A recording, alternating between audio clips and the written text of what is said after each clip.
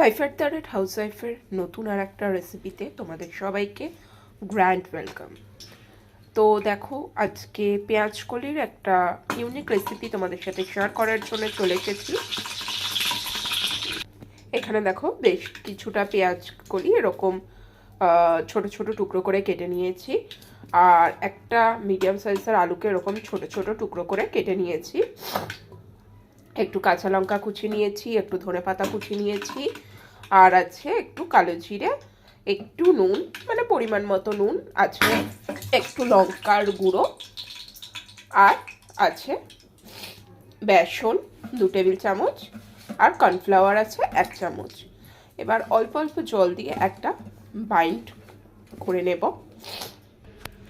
দেখো বাইন্ডিংটা ঠিক এরকমই হবে, আর এরকম অল্প অল্প নিয়ে একটু চ্যাপটা চ্যাপটা শেপ করে প্যানের এরকম সাদা তেল গরম করে তার মধ্যে দিয়ে দিলাম একটু বড়ার শেপে।